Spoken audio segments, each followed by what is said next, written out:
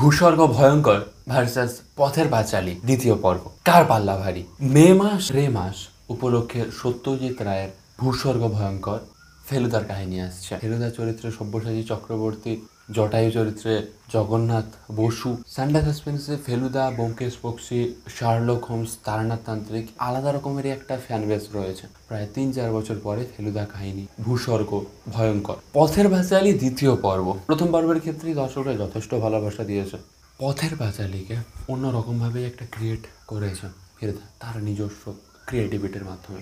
Heavy casting দেখতে পেয়েছি, একটা অরিজিনাল গান আমরা শুনতে পেলাম। তিমির বিশ্বাসের গলায় সোনার পিঞ্জিরা, খুবই ম্যাচিওর অভিনেতা অভিনেত্রী উর্মিমালা বসু, বিদীপ্তা চক্রবর্তী, বাচ্চা চরিত্র সন্নিগ্ধ চক্রবর্তী, সমাপন মিশ্র, পাপিয়া রায় চক্রবর্তী অনেকগুলো চরিত্রে অভিনয় করেছে।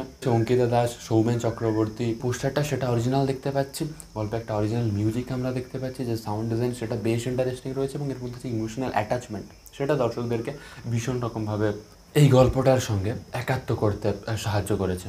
ফেলুদার ক্ষেত্রে আমরা সব্যসাচী চক্রবর্তীকে এতদিন পরে পাচ্ছি। ফেলুদার ফ্যান বেস আলাদা রকমের ভাবে, ফেলুদার সঙ্গে বাস্তবে তুলনা কারোই হয় না, এত সুন্দরভাবে লেখা রয়েছে। ভূস্বর্গ ভয়ঙ্কর, সেখানে কাশ্মীরের কাহিনী আমরা পাচ্ছি। সত্যজিতের এত সুন্দরভাবে তার লেখনী, এবং সেখানে যে জায়গাগুলোর কথা বলছে সেই জায়গাগুলোর ডেসক্রিপশন জাস্ট অনবদ্যভাবে ডিপিক্ট করা গেছে। ফেলুদাকে এতদিন আমরা ভালোবেসেছি জগন্নাথ বসুর একটা কমিক ক্যারেক্টার, তার মধ্যে যে কমিক সেন্স দারুণভাবে রয়েছে। জটায়ু চরিত্রটাকে খুব ভালোভাবে সে অডিও মাধ্যমে দর্শকদের সামনে তুলে ধরেছে। সব্যসাচী চক্রবর্তীর একটা গুরু গম্ভীর ব্যাপার রয়েছে, শুন রে জটায়ু। মাঝখানে আমরা শুনেছিলাম যে সব্যসাচী বাবু কাজ করবে না ফেলুদার চরিত্রে, তো ফাইনালি সে করছে। তোপসে চরিত্রে আমরা দীপদাকে পাচ্ছি। লড়াইয়ের কথা যদি বলি সেটা অবশ্যই 19-20। পথের পাঁচালী দ্বিতীয় পর্বের ক্ষেত্রে একটা ইমোশনাল অ্যাটাচমেন্ট আমরা ভীষণ রকমভাবে পাচ্ছি, গ্রাম বাংলার একটা ভালোবাসা পাচ্ছি। ফেলুদা মানে সেখানে তো পুরো একটা ভারত ভ্রমণের কাহিনী আমরা পাচ্ছি। দুটোটি পোস্টার অনবদ্য রয়েছে। ফেলুদার ক্ষেত্রে বেশ কিছু নতুন নতুন মিউজিক আমরা দেখতে পাচ্ছি। ফেলুদার যে থিম সং সেটা বাদ দিয়ে আরও বেশ কিছু অরিজিনাল আমরা মিউজিক পাচ্ছি।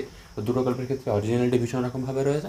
তো ফেলুদাকে টেক্কা দেওয়া সত্যি ভীষণ কষ্টকর। এতদিন পরে আসছে ফেলুদার কাহিনী, সেটা সবাই আপনারা এনজয় করুন। ধন্যবাদ।